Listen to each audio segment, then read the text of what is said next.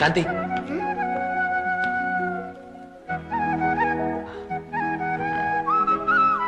నేను చాలా రోజుల నుంచి నీకు విషయం చెప్పాలనుకుంటున్నాను. చెప్పండి. మన ఇద్దరం ఒకే ఇంట్లో ఉండటం గురించి నలుగురు 4 రకాలుగా అనుకుంటున్నారు. అందుకని నేను నిన్ను పెళ్లి చేసుకోవాలనుకుంటున్నాను.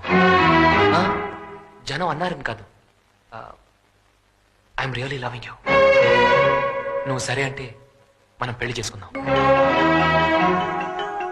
I'm sorry. ఇప్పటికే మీరు నా అర్హతకి మించి సౌకర్యాలు ఇచ్చారు. Job, shelter, status.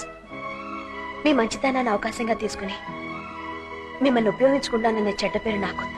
శాంతి, ఊళ్ళో దేవుణ్ణి రోజు చూడాలనుకోవడంలో తప్పులేదు,